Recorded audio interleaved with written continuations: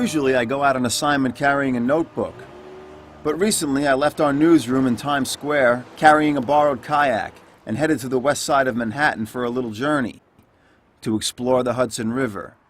I'm Corey Kilgannon with the New York Times.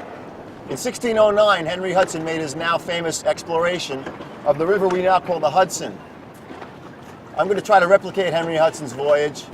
I'm going to start in this kayak, and then I'm just going to head north and try to hitchhike rides with as many different vessels I can find up the river. Now, I'm not a kayaker, and I had certainly never paddled in the Hudson before, but I'll tell you, it was a lot of fun, very exciting. I was cruising uptown with the incoming tide. I barely had to paddle. Now, I live on the west side of Manhattan, but I never really looked at it from the water. There was a lot of flotsam and jetsam along the coast, but the water was pretty clean in the middle, where I ran into the Heath family, whose 2 children were swimming off the boat. Hey, what do you think of my idea? I want to go all the way up the Hudson River to Albany. Sounds awesome. Awesome. You think it's foolish? No. No. A hot dog vendor in Riverside Park refused to take my money and threw me a hot dog. Much needed fuel for my journey. Later on, off the coast of Harlem, I hooked up with the Half Moon, a replica of the ship Henry Hudson used. This historic 3-masted vessel was heading upriver and agreed to let me aboard. The crew lashed my kayak to the deck and went back to climbing the rigging and furling and unfurling the sails. That's Captain Chip Reynolds, who sails his ship the Henry Hudson way. He wanted all the rigging and the ropes ship-shape, and he had his crew swabbing the deck. The sun was setting and we passed under the Tappan Zee Bridge and dropped anchor next to Hook Mountain near Nyack, not far from where Hudson also anchored. On day 2, we had breakfast on deck, and a local guy named Chris Vargo, who grew up fishing and hunting on the Hudson, was good enough to pick me up. It was goodbye to the Half Moon and on up the river. Here the water's crystal clear, coming and pouring out of the Croton River. It's 10 times cleaner now than it was when I was a kid. And it's probably, it was cleaner when I was a kid than when my father was a kid. At a marina in Newburgh, Lex Filipowski, a motivational speaker with a 15-foot jet boat, was happy to give a ride to me and Chris Vargo's father, John Vargo. Right now we're at the Newburgh waterfront. And great places to eat and places to meet people. It's a great nightlife. We knocked around the area of Beacon and Cold Spring, and I was really just blown away by the dramatic highlands that surrounded the river. It felt like a big mountain lake, a real change from the urban Hudson I was used to. We saw an island up ahead with an old crumbling castle on it, Bannerman's Island, where an arms dealer named Francis Bannerman once lived and warehoused his munitions. The steward of the island, Dave Lawrence, gave me a special tour inside the structures. This is the entrance to the arsenal here on Bannerman, which is, I believe, 4 stories and a flat roof. And this level is where they stored the cannons. He had cannons from the Civil War here. It struck me how much of a boater's paradise the river was up here, full of kayakers, tour boats, water skiers.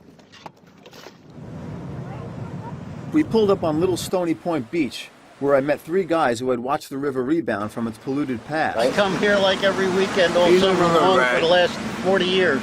Yeah. Just to come down and relax and enjoy the view and the scenery and the clean water. You couldn't go in the water 20 years ago. What was it like? This raw sewage all over the place. That's probably 40 years ago. Give and take, yeah. Time marches on quick. We ran into a guy named Walter Gershagen, who runs the local sea tow boat, monitoring radio rescue channels and helping out boaters in trouble. This fella thinks he's out of gas. He's just floating in front of West Point.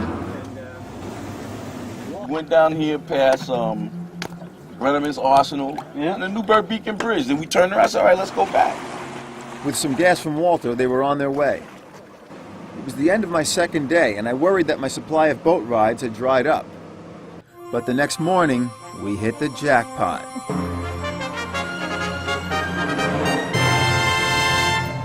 The jackpot was a 50-foot, 3-bedroom, 3-bathroom yacht with a living room, spiral staircase, and all the amenities you could want. The owner and captain was a retired corporate executive named Steve Martin.